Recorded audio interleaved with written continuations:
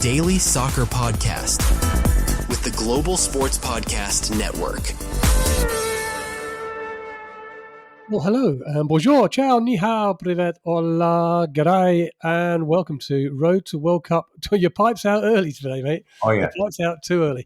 Welcome to Road to World Cup 26 podcast, part of the Global Sports Podcast Network, the only place to find your regular soccer content on the top Premier League teams, the daily Premier League, 7 days a week, daily Premier League podcasts that Ken and I do as well. So if you want more of us, head over to Daily Premier League. I know. But of course, well, mate, you'd be surprised. As you well know, because you're listening to it right here, right now, the Road to the World Cup 2026. I am your host, Nick Britton. I am joined, as I always am, in Global Sports Podcast Network Towers by my esteemed colleague, the Beaver, gnawing away on his pipe today, Mr. Ken Davis. How are you doing, Kenny? I'm well, actually. I'm quite excited. Autumn's coming. The nights are drawing in. We're all gathering around the log fire, telling stories of World Cups in the past. It's kind of cozy and it's nice, and I'm very excited. That was very warm. That was very warm and cuddly. Yeah. Especially for you. You're not known as being the most warm and cuddly kind of person, but that was very nice. I've had my moments. Yeah, I know that. You've got two daughters. Right. Okay. We are continuing. We're continuing our deep dive into teams that were qualified for the World Cup. Last week we were in Africa, the top end of Africa, talking about Morocco. We are crossing the seas, going to the continent of South America today, and all the discussion is around Uruguay.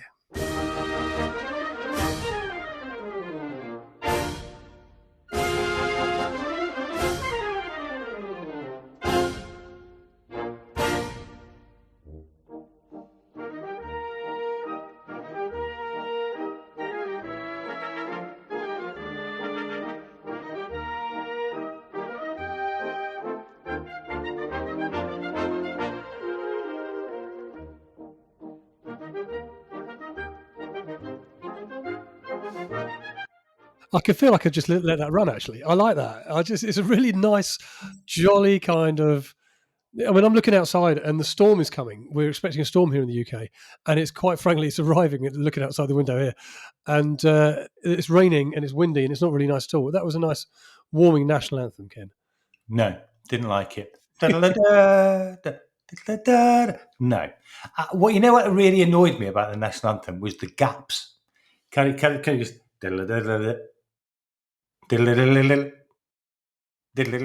It's just the gaps are too long. The gaps are just too long. So it's the kind of thing. If you were dancing to it, you'd have to go. It's just no. It's like one of those. What's the kids' game where you play where when the music stops, you have to stand still? Yeah, it's like that. What's it called? I can't remember what it's called. Oh, but yeah, that's like that. So no, it doesn't work for me as national anthem, because you imagine like running to war or something, and that's what you want in national anthem. It's kind of stop, and then you start. Yeah, imagine if you were charging. If there's 30,000 people, charge your guns, and they all stop.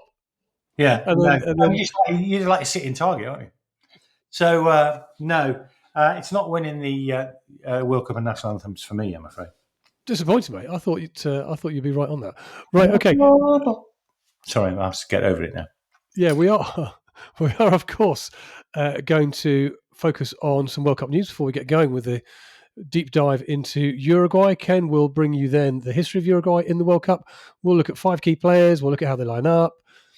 Post-bag discussion today actually is going to be an interesting one, and it's around the continuing discussion about Israel and should they or should they not play in next year's World Cup. Ken's got some details of who has written in. We've had a couple of people write in about that. We've got everybody's favourite time of the week, of course, will come when it's time for Kenny's quiz. And we'll finish the podcast, as we always do, with some predictions. But to kick us off, let's have some breaking news in the World Cup.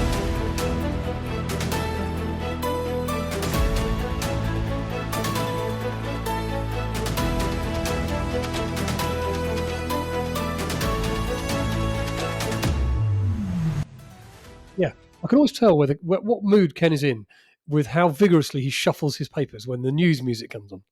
Yeah, Mate, you were shuffling like a good one there. Oh, thank you very much. I think I feel full of the joys of autumn. Particularly energetic shuffle. Right, a couple of bits and bobs to bring you from the world of the World Cup news in the last few days.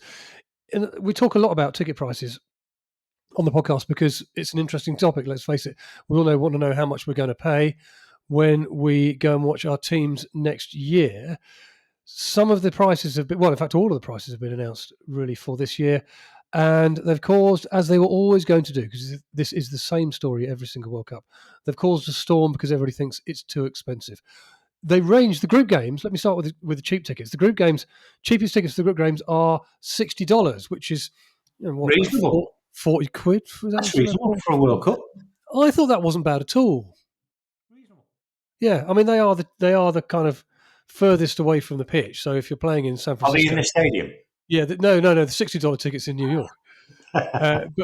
But thanks for ruining that gag. Oh right, sorry, mate. Anyway, prices kind of continue all the way up to the World Cup final, where you're looking at the cheapest price is $2,000, just over $2,000, which. Right.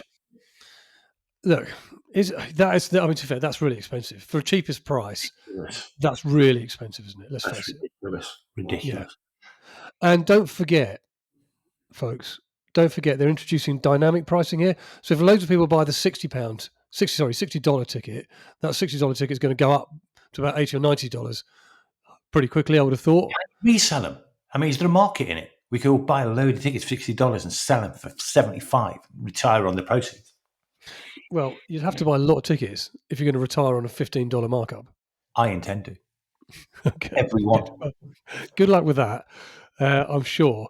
Lots of kind of breakdowns of tickets, and as you go through the competition, they just get more and more and more. Now, which is obvious. I mean, that's always going to happen. But I think the difficulty here is getting a head around Americans and the USA particularly sort of attitude towards ticket prices. Now, I know obviously all this is set by FIFA, but the USA's attitude towards ticket prices is that they are far more expensive in the USA than anywhere else kind of in the world, because I think, they're always amazed. We're here in the UK, obviously. They're always amazed at how cheap ticket prices are here in the UK to go and watch things. And I know you're big into American sports, Ken, but ticket prices in America are generally more expensive, aren't they? Yeah. You'll easily pay $60, $70, $100 for a baseball game. There's 156 of them a year for every team, something like that. Same for NFL. You'll pay. You won't get any change out of $100 for a ticket in the NFL. Of any use. So they are used to expensive ticket prices. Yeah, the Ryder Cup. I mean, the cheapest Ryder Cup tickets were something like $750. Yeah, it's part of the sporting culture over there. You just pay a lot of money for it. But it's going to be a shock to the rest of the world, because that ticket price is not far off. Some of those double what people were paying in Qatar. So the England Supporters Club, or whatever they might be called, whatever the equivalent is, have obviously been very critical of this. I think they've worked out they'll cost about £3,500 to £3,500 to go and watch England, providing they get to the final and win it, which, Ken, we all know they will. That's what's £3,500 in dollars. It's about 2,750 Yeah, no, that's wrong then, isn't it? pounds. No, it's about 200. £3,500 in dollars. £3,500 is about $4,500. Yeah, so $4,500 to $5,000. Yeah, it will cost if you are an England supporter, roughly. Good job they're not going to get to the final, then, eh? Good job we've got those media tickets, isn't it? Well, all the freebies. Did you not get yours? I got mine. Well, no, to be fair, I gave mine back. I didn't want to, because I'm sitting with Donald and Gianni in their seats. Oh, fair enough. It is. So ticket prices again causing a little bit of concern. People moaning about they're too expensive, but it is what it is. And guess what? Everybody will buy them, and games will be sold out, and people will go, because that's correct. And it'll be even more expensive next time. Yeah, exactly. The official ball has been named this week and have been announced by FIFA. And the ball, what do you think the ball's called, Ken? Bobby the Ball. Bobby the Ball, exactly that. The official ball by FIFA has been announced, and it's called, not Bobby the Ball, Triondar, which is a Spanish word meaning 3 waves. Right. Okay. Yeah. And is it designed in those kind of 3 kind of things? Has it got the panels and those kind of shapes or something? No, it's just waves. So it's not even like a ball. It's just waves. Right. Yeah, what's the word? It's 3 colours, isn't it? That's the word. Sorry, that's the word I was looking for is colour. It's 3 colours to represent the USA, Canada, and Mexico. That makes sense. It looks very nice, but ultimately it's football. Exactly. Ultimately, it's football, like the last football and like every other football we kick around. Yeah. But it looks very good. I do like the look of it. It's very colourful. Is it as good as a Wembley Trophy 1975? Orange with black paint. It's beautiful Yes. as that, opening that on a Christmas morning. Yeah, I don't know. I probably wasn't born then. Fair enough. Yeah, okay. A few Was people. was it massive, like made out of pigskin and leather with laces on the top of it? No, Like it was orange, rubber, black, but it was a beautiful thing and it smelt of Christmas. Anyway, don't yeah. get me I off. thought the Don't last get thing me that you off got on that. was was orange and made out of rubber. Was Donald something Trump. entirely different. Right. Something entirely different. Right. What else going on in the news? Kickoff time. So FIFA have announced that it's considering moving some kickoff times for next year's Summer World Cup to the early hours of the morning UK time, but obviously it'll affect you around the world. Essentially moving everything on a few hours because of the extreme heat in the UK. Now, this is something you and I, Ken, talked a lot about in the summer. And we urged, did we not? We urged FIFA to move the kickoff times to get out of the extreme heat in the hottest times in the afternoon because players and supporters and everybody was complaining. And it was too hot for players to play, too hot for supporters to watch. So it looks like they've listened to you, Ken, particularly, I'm sure. And they're going to move kickoff times. If they really listen to me, they'll ban extra time. They're not listening to you at all. No. So what we found, really interestingly, this is such an English thing, by the way. What's happened over here is it was announced that some kickoff times might be midnight in the UK. So currently, right, so let me take a step back. So currently kickoff times are expected to be 5 p.m. UK time, 8, 11 p.m. and 2 a.m. And they're thinking of moving some of those back. So predictably, very predictably, the first story that hit the media after this was announced is that pubs are now going to be open a lot longer during the night, so that so that people can watch the games. I mean, it's the English culture, isn't it? The first thing, right? What time is the football, and is the pub open? Yeah. It is, but it's going to be a bit weird sitting in the pub at 3:30 in the morning cheering them on, though. It will, but you can just go straight to work, though, can't you? That'd be a good thing. Imagine the walk of shame after that. I know. Oh, It's going to be dear. carnage. I It's going know. to be absolute carnage. So, but it's good to see that they are adapting. Well, yeah, player welfare is very, very important, and we want It is. a good competition. We want players to be safe. We want spectators to be safe, and I think it's a good thing that they are moving kick-off times. And then, very lastly, England squad out today. Ken, no Jude Bellingham, no Grealish, no Adam Wharton. Out Yeah. of those 3, the worst, the least surprised I was Bellingham. I don't think he was going to get in it. I was quite surprised about Grealish, given the form that he's been in, and I'm very perturbed that there's no Adam Wharton. I don't understand. That's the one I don't understand. Bellingham you can understand, Grealish you can kind of understand. Wharton you cannot understand in any way, shape, or form No, because he's been playing a central role in a Crystal Palace side in the Premier League that is absolutely flying, and he's a great player. tearing the league apart. Yeah, I don't know what he has to do, to be quite honest. I quite understand the other 2 who have been off. Grealish has been playing great, but I mean, I'd like to see a bit more of it before he makes it into the England team. I don't think he's that great at international level. But I'd like to see Wharton in the team. I think that makes a lot of sense. Yeah, I know. I would. The whole Bellingham thing's a bit of a funny one because Thomas Tuchel's been forced to kind of come out and say today that there's no feud and there's nothing there. There's just a backdrop of Bellingham that just feel that they don't really get on very well. It's a bit of a funny one. More importantly than that, Ken, on a very hyper local level to you and I, Derby County's Patrick Agyeman, who's our new striker that we love and adore, has been called up to the US men's national team squad. So I'm very happy about it. Very good, very good. I just hope he I'm very learns pleased for to him. run I straight and keep his feet and find the net. Yeah, he did So fall far, over quite. He did fall there's over no, quite a lot last week, didn't he? there's no evidence of that from Derby County at the moment. But Oh no, I'm sure. I thought he played well the other night in the face of, and American supporters. If you're in the US listening to this, obviously Adjaman has signed for my team and sort of Ken's half team, Derby County. So we're watching him every week. He's just come into the team. He had a hernia op at the start of the season. He's just come into the team, and he's a little bit like Bambi on ice, and he's a little bit what we might call raw, but there's you can see there's stacks of potential. And when we played on Tuesday night against Charlton in a rather disappointing draw, but you could see that he can hold the ball up well. He's strong. He's quick. He really looks to attack at all times. His first thought is get the ball down and kind of go forward. I really like him, and I think that I'm looking forward to seeing him tomorrow. To be honest, yeah, he'll play tomorrow. I hope. I sincerely hope he does, and we'll see how he develops. But there we go. So that is your World Cup news for this week.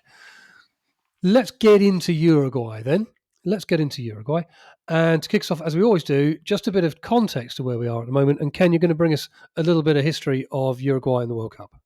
yeah, interesting. Actually, I mean, Uruguay are one of the originals. In fact, you could argue they are the original. In fact, they were. When they had the World Cup in 1930, the inaugural World Cup, which they won, they'd already before that won 2 equivalent of World Cups because the Olympic Committee decided in 24, I think it was 24 and 26 or 28, to have essentially a World Cup for professional players.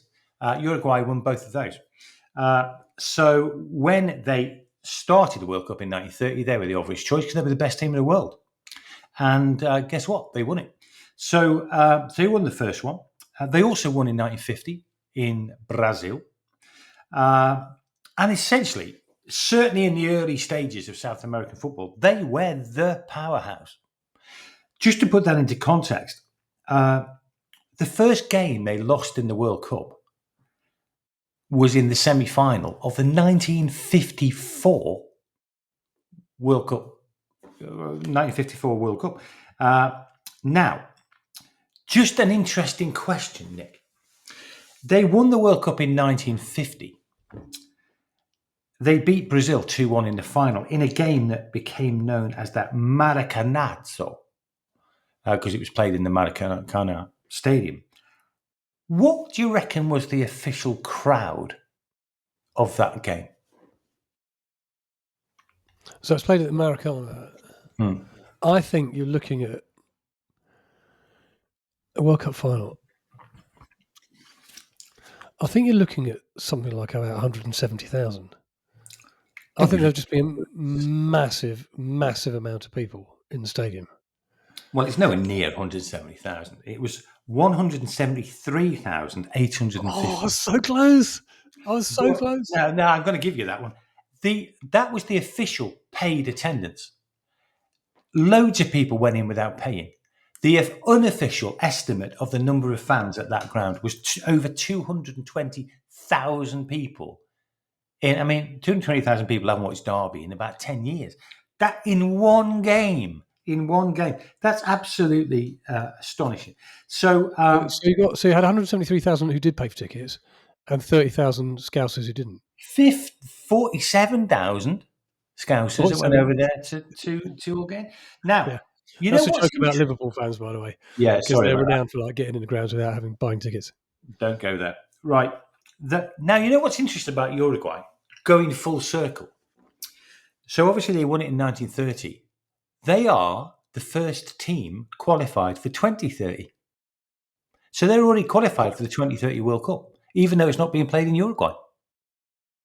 Because is that because it's kind of anniversary thing? Yeah, it's commemorative. We're letting you into 2030. I couldn't believe that when I was doing the research. I thought, by the way, where's 2030 being played? By the way, it's all over the place, isn't it? It's Portugal, Spain, and is it Morocco? It is. Yeah. Well, you're on fire today. So it is. But as well as those three teams will automatically be qualified, so are Uruguay. which I thought was quite interesting. So, actually, by the way, after their golden period of 1930 to 1950 or 1954 kind of went off the boil, they've had a couple of they've qualified 14 times in all. They're always qualifying. They had a fourth place in 1970 in the big, famous Brazilian team that won that. They were fourth in 2010. Quarterfinalists in 2018 in Russia as well. So it's been patchy, but you remember that kind of golden generation that they had. I think it was like Diego Forlan and Luis Suarez and people like that. And they were a very good team in the 2010s.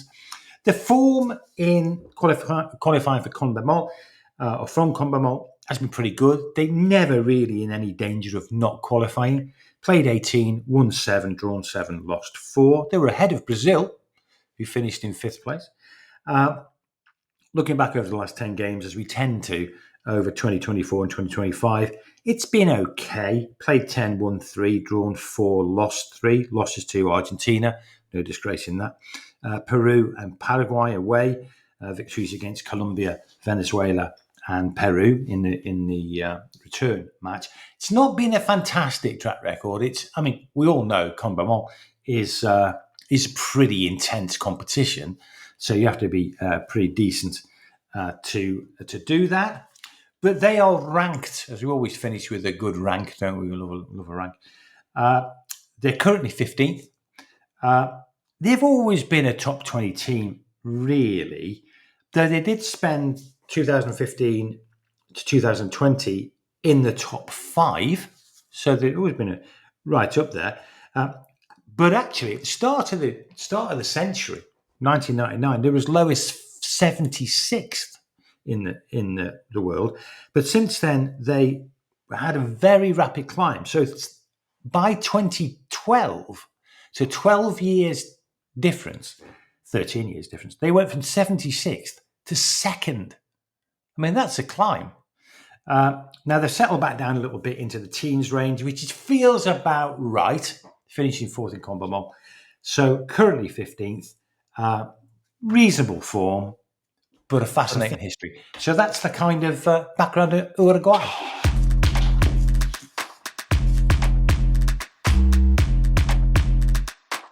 I think the mic's off now.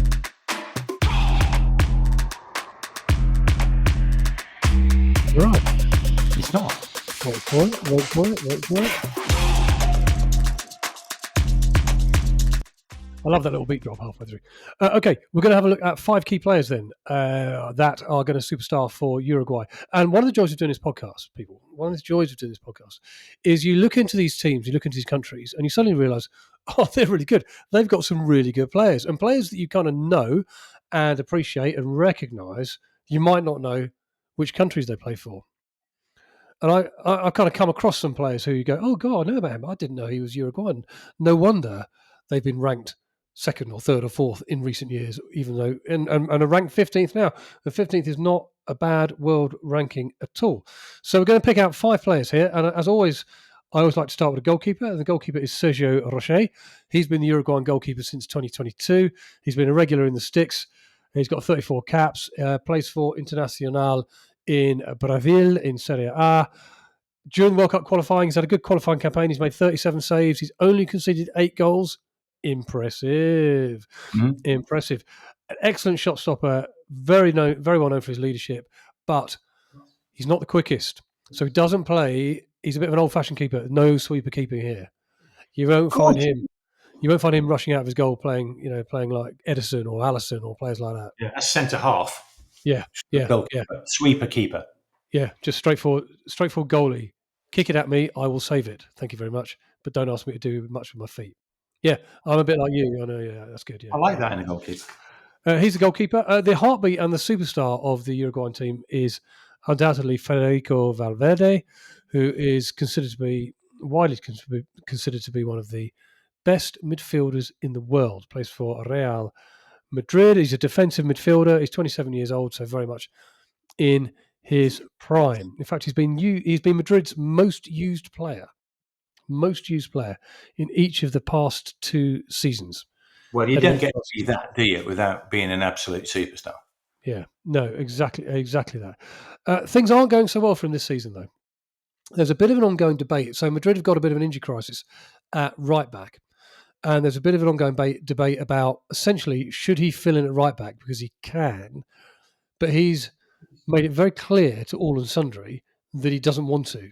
He doesn't want to. And there's been a little bit of friction going on, I think, between him and the manager and the supporters. He hasn't fitted into Xavi Alonso, isn't it, the manager now at Real? He hasn't fitted into his system or his style of play as well as he had done in the last couple of seasons. And there was a very curious incident this week when Real were playing in the Champions League, whereby he did all the pre-match media, but then didn't play. And that's very unusual. There's a kind of acceptance that if you do the pre-match media, you're going to be playing. He was named on the bench. Then when the team the subs started doing their warm-up, he was seen to spend most of it just walking around with his hands behind his back and not warming up. And then he didn't get on the pitch at all. So something going on there, mate. There is something going on there. Something going there. But for Uruguay, he's a superstar. 71 caps and probably their most important player. Next up is let's go. Where should we go? Let's go defense. Let's go defense. And Ronald Araujo,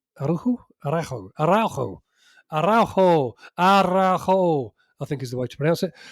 26 years old. He's a defender at Barcelona. He is rock solid. 24 caps for Uruguay. Brazilian winger Vinicius Junior, who's a player who we love very much on this podcast, has described him as the best defender I've ever faced. Wow. He's very strong and he's very good. Sadly, the Barcelona fans don't think so at all. And he's been a regular target over the last couple of years for the Boo Boys. They're not convinced about his ability to defend, and particularly in key moments of games. They are not totally taken by him. Last couple of days, there's been quite strong media links, actually, with Liverpool, with the transfer to Liverpool. We all know the state of the Liverpool defence, so they're probably going to be linked with every defender under the sun right now. In fact, I'm expecting a call from Arne Slot any moment. But I wouldn't be surprised. They're as porous as a sponge, aren't they, to be honest, at the moment? Yeah, they are. So, we might find him turning up at Anfield at some stage. But again, good defender and plenty of experience, and will no doubt feature for Uruguay next season. Playing alongside Valverde in defensive midfielder is my fourth player. Lucas Torreira, 29 years old, another DM, formerly of Arsenal, now playing at Galatasaray. And the reason he's in this week's list is because he was absolutely brilliant this week against Liverpool. He took on the Liverpool midfield single-handedly and dismantled them. He was so good. Very impressive. Galatasaray were very, very, very good. He may not have made the list, I don't think, last week, but he was so good this week that I thought I'd put him in there. 105 caps for Uruguay. So, very, very impressive. Interestingly, he comes from Fray Bentos, Ken. Yeah. Which is that's where the pie comes from, isn't it? Yeah, it is. And I haven't had a Fray Bentos for ages. I haven't had a Fray Bentos for ages either. We should have a Fray Bentos party when Uruguay wins the World Cup. They should, yeah. So Fray Bentos, for people who don't know this, is a pie that you find in a tin. It looks particularly unappetizing, but it was like one of those things, I think, certainly in the 1980s, when everything used to be... They've been going years. No, 60s. But I think in their heyday, in the kind of 70s and 80s, where our parents and grandparents used to sort of feed us lots of things that came out of a tin, which might explain quite a lot, I think. It might explain quite a lot. There's nothing wrong with a Fray Bentos out of a tin. I reckon if you buried a Fray Bentos and went back to it 50 years later, it would be fine. Yeah. The steak pie was always good. I'm not going to lie, the steak pie was always good. Anyway, I don't know whether the Fray Bentos pie comes from Fray Bentos. Well, but it's a bit of a coincidence if it doesn't, isn't it? Let's be honest. I do know that's where Lucas Torreira comes from. My final player then out of the five is our old friend Darwin Núñez. Might be your friend. Yeah, I know. Funny lad, Darwin Núñez. He's very well known here in the UK for his rather opinion-splitting time, shall we say, in the Premier League, which some might say was... is the word that springs to mind. Yeah, profligate. Comical is another word that springs to mind. Wasteful. wasteful is another word, but equally brilliant on his day. Yeah. Brilliant on his day. Just when you don't expect it. No, mate, don't be so harsh. He'd come on and he would score a couple of goals out of absolutely nowhere. So he'd been at Liverpool for 3 years, and he arrived there with a massive fanfare. Don't forget this. He'd scored 34 goals in 41 games for Benfica, arrived at Anfield. Everybody thought, this is it. It was a record fee at the time, if I remember correctly. It was about £64 million. And Liverpool had high hopes, but it just never happened. Never happened for him. Never looked like it. He scored 40 goals in 143 games for Liverpool. Not all due respect to Benfica. If you're scoring goals in the Portuguese league, it is not the same. Well, we have this chat regularly, don't we, on the Daily Premier League podcast, which I'm about to do a shameless plug for, because Ken and I do a Daily Premier League podcast, which is out every day. It's really good, and we talk about Premier League stuff, and we talk about players. We chatted the other day about, because we were talking about Liverpool and Florian Wirtz, about how players can, coming to the Premier League, how hard is it, even if you are a top player in wherever else you are? Because we're seeing lots of players come and quite a lot of them struggle when you don't expect them to. And Darwin Núñez was certainly one of those. And as Ken says, his stint very largely characterised by erratic finishing, chaotic play, and a lack of composure in front of goal. So Liverpool reorganised their front line this summer, and they wanted to spend a shed load of money on Alexander Isak. And in order to do that, they had to sell Darwin Núñez. They sold him to the Saudi Pro League club Al Hilal for £46 million. So they made a £20 million loss on him almost. And let's good luck to him. Good luck to him. And look, for Uruguay though, he's done well. He scored 10 goals in the last 19 internationals. He's expected to play a lot in the Saudi. So if he has a good season there, he'll come in to the World Cup next season on fire, mate. You don't look at all convinced by that, do you? I'm far from convinced, and I've had a look at the formations over the last couple of games, and I've got a feeling he's missing out to, or he's losing out to Aguirre, who seems to be the recent addition under Bielsa, and I think they fancy Aguirre more than they fancy Darwin. Yeah, they may well. To be fair, I had three players here I was going to talk about, and Aguirre was one of them. Agate at Man U was one of them, and Bentancur at Tottenham was the other one. So to be fair, I can only do 5, and I chose Núñez because he's a good talking point. He is a good talking point, and he's a good player on his day, but it's just that day only comes about once every year. As we know, by the way, and as Marcelo Bielsa knows, as we're about to talk about, it pays to get your team right. It pays to get your team selection right. Here at Global Sports Podcast Network, we spent a lot of time selecting our delivery partner. We chose Zencastr because Zencastr makes it easy to bring your vision to life, share it with your audience, wherever they may be. With 4K video recording, easy AI editing, and top-tier distribution tools all in one place. And that's the key thing. It's all on one platform. If you've got a story to tell it with Zencastr. Check the show notes for more details. You'll be very pleased you did. So we've talked about a little bit around some key players, and we've touched on a couple outside of the 5 that I've picked.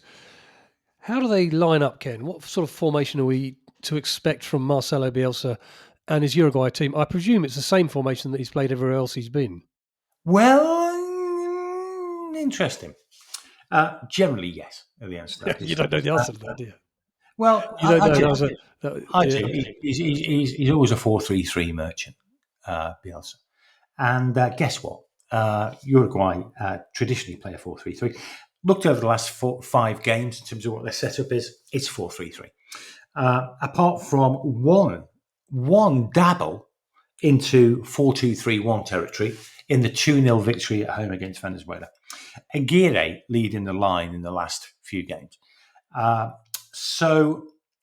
the acid test on this in terms of formation, I think, is what does the team look like against the best teams in the world? And of course, they played Argentina away. Doesn't get much harder than that, which they lost 1-0, by the way.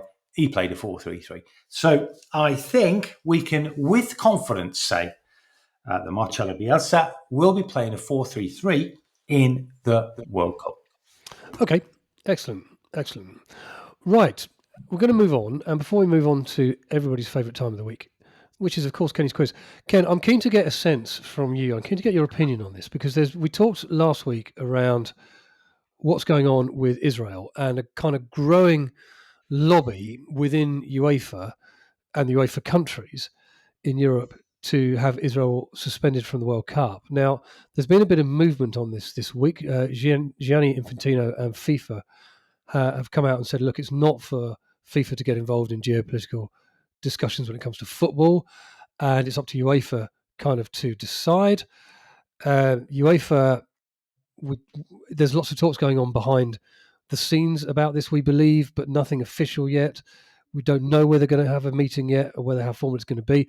Of course, this is against the backdrop of a proposed peace deal in the Middle East, and that's what's being driven by Donald Trump in America. So it may well be that everybody's just sitting and waiting to see how that pans out before taking this discussion any further. Ken, we've had a couple of letters in or emails in from people about this, asking whether Israel should take place. So, look, we've had these comments from Infantino this week. Is that, and essentially, it felt to me like very much a buck passing exercise, in as much as, look, FIFA have banned teams and countries before, but we know how tight Infantino is with America and Donald Trump. He wouldn't want to upset Trump, who's a big supporter of Israel, by taking any action directly. And by saying that, oh, you know what, it's got nothing to do with me, it's up to UEFA, is that passing the buck, or is he right? Well, I think we've got to remember that FIFA is quite a decentralized structure. The various elements of FIFA, UEFA and CONMEBOL and CAF and all those things do have quite a lot of decision-making power within the FIFA structure and organisation. So, in one sense, Infantino is right to respect the independence of the individual regions, if you like, to make decisions that specifically affect that region. So I kind of get that. I can understand that. I think, though, what I was less enamoured by was this statement that FIFA can't solve geopolitical issues. No one's expecting FIFA to solve the geopolitical issue, but I think it's wrong and I think it's weak to say FIFA can't express an opinion on geopolitical issues, because as we've seen, when countries are beyond the pale, to put it that way, in terms of the way they're acting or their political actions, FIFA's quite often has expressed an opinion, in fact, gone further than that, and actually made their participation in world football impossible. Which South Africa, for example, back in the day. So I think from Russia currently, yeah, exactly right. So I think Infantino is playing a political game here, because I think that is the message that Trump would have wanted him to point out and say, actually, leave the politics of the politicians, let's concentrate on the football. It's a bit naive, I think, as a statement or as a position. But I think we can't forget, where the World Cup's going to be played. I think there is quite a lot of political pressure from America on Infantino at FIFA just to don't do anything that is going to destabilise the situation, which, essentially I think they've got hopes might be able to get move forward. Now, whether that hope is justified or not is another matter. But I think it's quite a political statement by Infantino. But I think it's a slightly weak one. That is what I would say. Yeah, absolutely. I totally agree that I'd imagine that there's a lot of pressure from the US government on Infantino not to rock the boat at a time when they're trying to get a peace deal over the line in that part of the world. And I think we'll see the same from UEFA. They'll just sit and wait and see how this plays out. But it's very interesting to see that if there is pressure from America and FIFA, pressure from America on FIFA not to disclude Israel, not to suspend them, yet there's massive pressure on UEFA from its member countries to suspend Israel. what's going to happen, because that means there's a massive disconnect between UEFA and FIFA. Yeah, my money would be on FIFA winning that argument. Well, we'll see.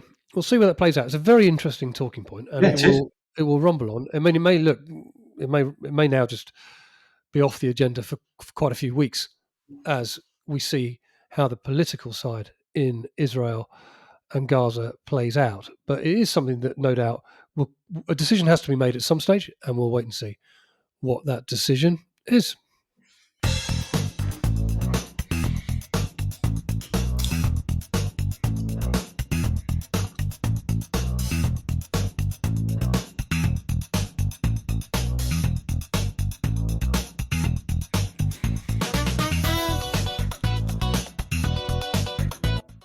It's all new music for everybody's favourite time of the week. It's Kenny's Quiz.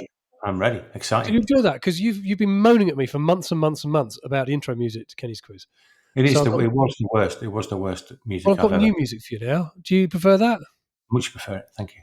Okay, well, we'll make that the new music for Kenny's Quiz. Excellent. New music, but same old is everybody's favourite time of the week.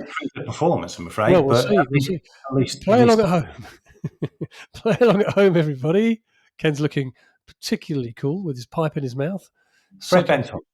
Sucking furiously the Fray Bentos, which is loaded into it. Delicious. I wonder if you can get steak and ale pie flavoured tobacco to put in your pipe.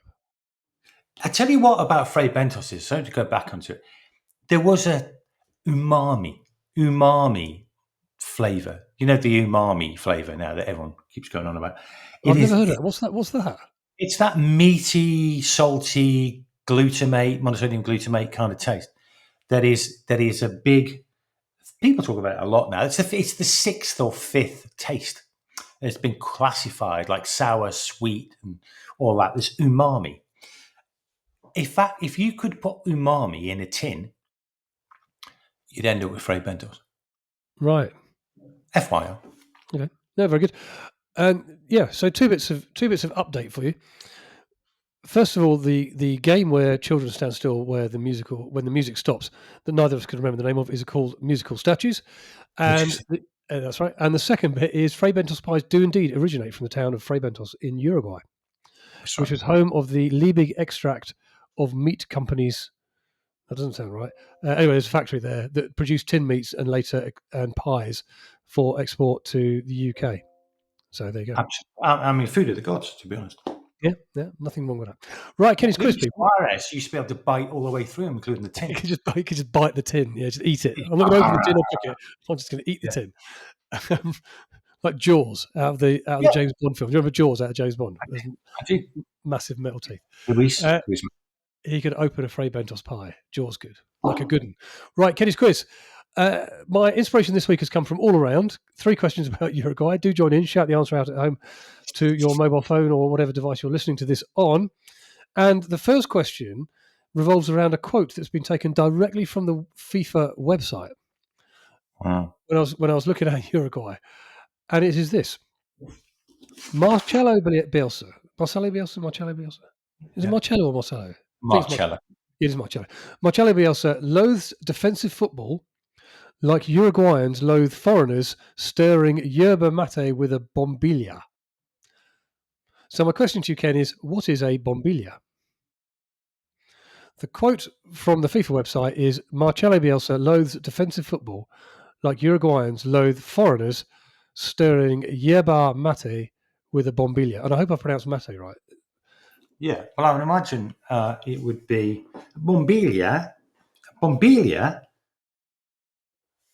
it's a Spanish word, isn't it? So I would imagine there must be something you stir mate with, which everybody else would traditionally do, but they'd never do it in Uruguay because it's never done. I suppose bombilla must be some kind of spoon. What is yerba mate? It's a drink, isn't it? What type of drink though? Tea? Some kind of tea? Yeah, okay. Well, you know what? It's Friday. I'm feeling in a generous mood.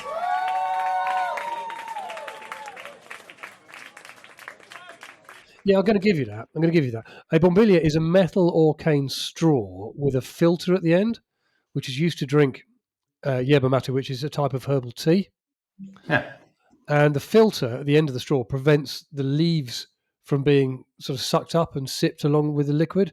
Yeah, And therefore, you're not meant to stir it, because if you stir it, it Mm. disrupts the filtration system and the leaves get sucked up and you end up with the leaves in your mouth. I knew that. You didn't know any of that, and you said it was a spoon. But you did kind of talk before about stirring it, and you knew what the tea was. So it's good enough for me, mate. Hey, thanks. I'm in a generous. Come I'm in a on, very one at generous. one. I'm in a generous mood. Come on. Come I'm, on, roll I'm, I'm like VAR. I'm like VAR. No, you're not VAR, and the game's kicked off. I can never make the same decision twice. I wouldn't have given that last week, but I'm going to give it this week. Thank you, mate. It's nice to get not often I go 1 out of 1. No, correct. And this is an easy one for you. This one, because I didn't think you were going to get that one, so I included an easy one. So, between which two countries is Uruguay located? I'm presuming Brazil and Argentina.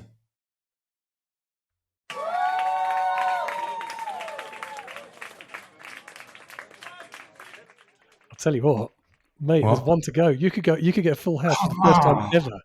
We are on episode 30 of Road to World Cup 26 podcast. Ken's never got 3 out of 3 in Kenny's quiz. I know, I'd be shaking. Yeah, I hope that's all. Right. I'm not talking this one, I don't think after all your surgeries, that was still there, to be honest with you. Well, I wouldn't know, to be honest. Right. Question 3. Let's see. I hope you're doing well, guys. Everybody out there who's listening to this, I hope you've got 2 out of 2. If not, you've got a chance to redeem yourself. If so, you can get 3 out of 3. If you haven't, here's a chance to redeem yourself. What symbol can you find in the yellow sun in the Uruguayan flag? What symbol can you find in the yellow sun in the Uruguay flag? I was banking on the fact you were going to ask me what was in the right-hand corner of the Uruguayan flag. I actually knew that, but I don't, for the life of me, know what's in the circle. I mean, for some reason, I've got. Do you remember the Teletubbies? And there's that face in the sun. Yeah. I'm kind of half thinking that, but it isn't. I've got a feeling it is a face, though. That can't be right, though, can it?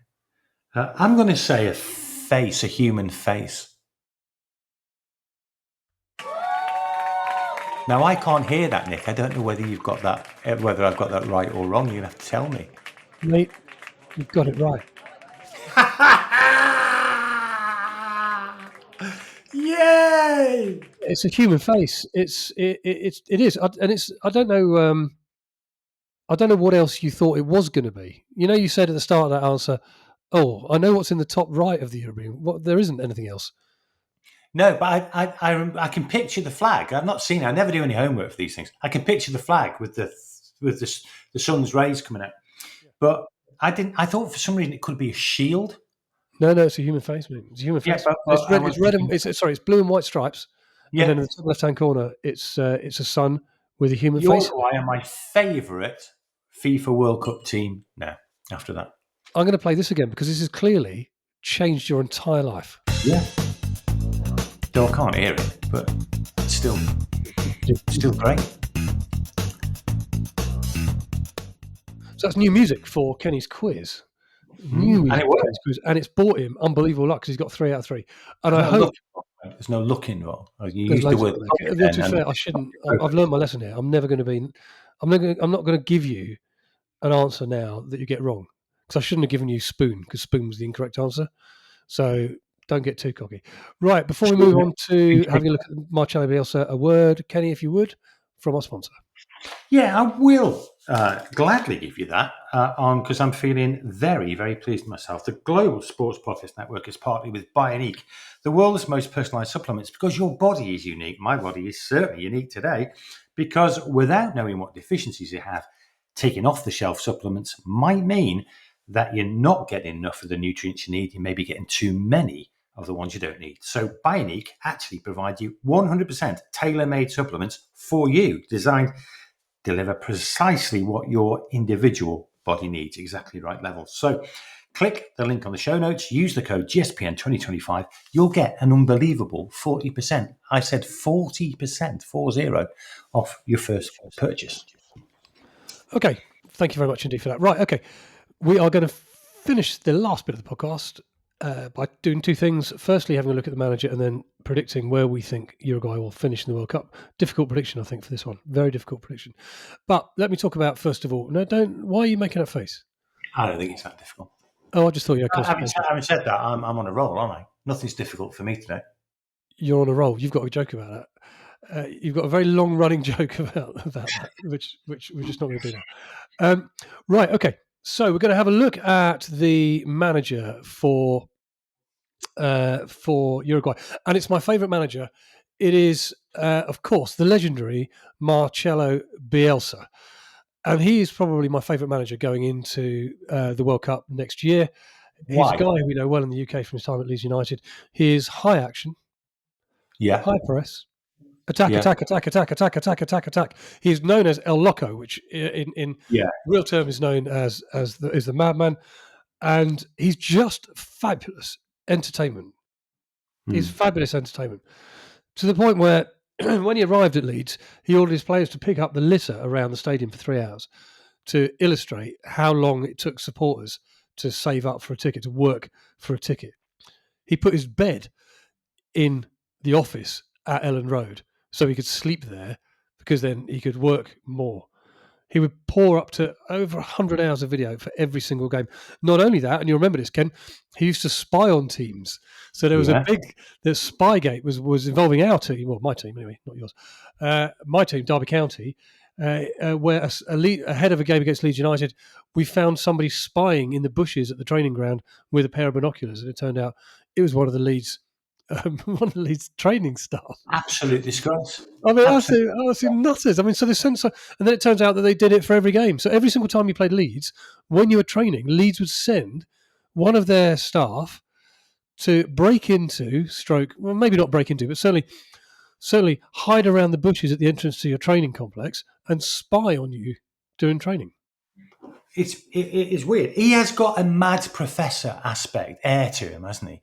He's doing things the Bielsa way that no one else would consider to be sane often. No, well, exactly that. But what a manager! And what the teams that he produces are absolutely fantastic. Didn't he have a bit of a reputation though for actually pushing his teams too hard? And therefore, they were great in the first half of the season and then fell off a cliff in the second half. It was normally the last couple of months of the season because he trained them so hard and he made them play so hard. And it was run.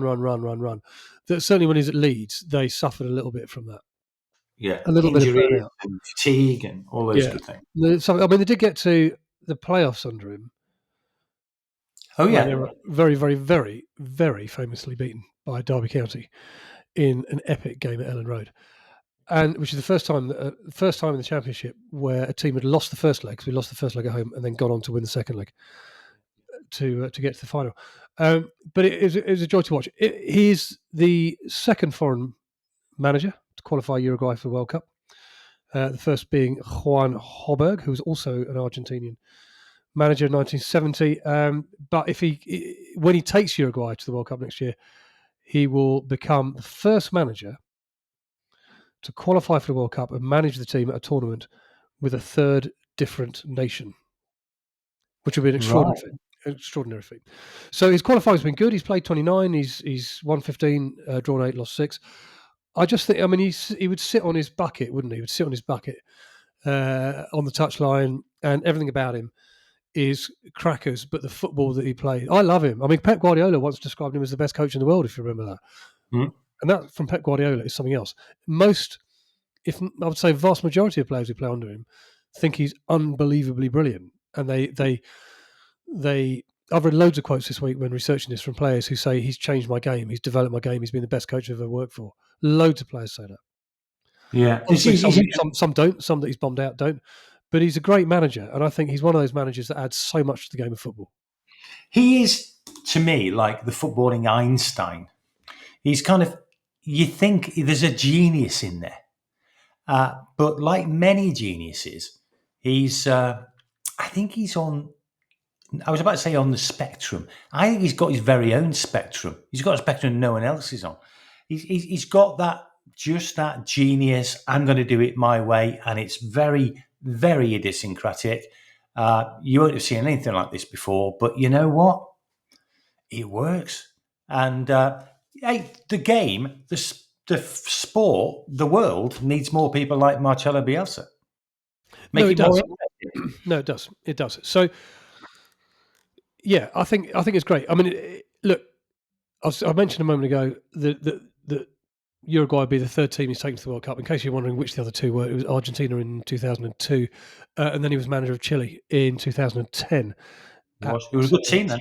They were a good team. Yeah, he's done well. He's done well wherever he's gone. So I'm very much looking forward to seeing a Marcelo Bielsa Uruguay at the World Cup next year. I think it could make waves. Interesting. Right. Okay. So that's Bielsa, and we can talk. I think we'll be talking a lot more about him in the run-up to the World Cup next year. We're going to finish the podcast. Been a long one today, mate, isn't it? 55 Yeah, it's minutes. good. It's been entertaining though, and highlight, of course, was the 3 out of 3. Yeah, maybe Zencastr in its magical editing thing can edit it. We're going to finish with our predictions. Ken, I'm going to come to you first. How do you think Uruguay are going to get on next year? I think they will not be quite the force that we might be talking about this time, in the sense of they finished 4th in the CONMEBOL qualification. It was okay, but it's not magnificent. The last 10 games have been okay, but they've not been fantastic. They've lost against Peru. They've lost against Paraguay. There's some good teams in South America. There's some better teams than Uruguay, to be honest. I can think of 3 South American teams who are better than Uruguay. So therefore, they are going to be a dangerous opponents. I think they're worthy of their 15th place in the world rankings, but I don't see them getting further than round of 16. Oh, you've done it again, mate. You've done it again. That's exactly where I've got them, round of 16. Yeah, I think I initially thought about quarterfinals. I initially thought that, and then exactly like you, I'm thinking, right, well, look, Argentina are better than them, Ecuador are better than them. Brazil are better than I'm them. expecting Brazil to be better than they are now. Who finished third in qualifying? Because Argentina finished top. Right? Was it Paraguay? Argentina finished top, and Ecuador was second. Ecuador was second. Let me just have a look. See who finished third. Yeah, no, Colombia finished third. Colombia. So 3 teams who've had better World Cup qualifying campaigns. We are expecting, between you and I, Ken, we are expecting a strong South American showing, aren't we, next year? We've discussed this. We think teams from South America and Central America should do very well, just because of the climate, because they're used to playing in that part of the world. And Mexico, of course, there are going to be the big hitters in Europe who are expected to do well, and potentially 1 or 2 from Asia who might, we talked about, they might surprise people. So we talked about Morocco last week. I mean, they look a good team. Exactly, yeah. So getting to the quarterfinals is going to be a real bun fight, and I can't quite see it. I don't think they're top 8. I just don't think they're top 8. Nothing in their qualification process would suggest that they are. Fourth best team in South America. Brazil are better than them and will be better than them. So yeah, I think I'm fairly confident that it's around 16 for me. Yep. Okay. Yeah, I'm going to do exactly the same. I'm going to have the group stages, okay, but I think I'll just come up to a better team at that point. Yeah. No, for sure. Good. Well, that brings us to the end of this podcast. We've got it in just under an hour, so that was a relief. So we hope you've enjoyed it. Where should we go next week, Kenny? I don't know. Who do you fancy? Well, we've got some qualifiers coming up. So at some stage in the next 2 or 3 weeks, we're going to have to round up all the qualifiers because there's some very, very important games coming up. Yeah, your country and my country are meeting next week, by the way, in a friendly game. England versus Wales. Yeah, playing at Wembley on Thursday. Right. Well, good luck to Wales on that one. Sponsored by the Alzheimer's Society, by the way, that game. Really, There's really. loads of gags in there. There's loads of gags. Yeah, yeah, yeah. It's I won't be again. I'm a big fan of the Alzheimer's Society for personal reasons, so good for them. But yeah, so we can where we've got a couple of countries left to go who've qualified so far. well, we have, but I can't remember what they are. Right, okay. In that case, let's leave it because we've got 9 seconds before we hit the hour mark. So thank you very much. It'll be a surprise. Until then, have a great weekend, everybody. Thanks, Ken. Look after yourselves. Look after each other. Goodbye. See you soon. Your daily soccer podcast with the Global Sports Podcast Network.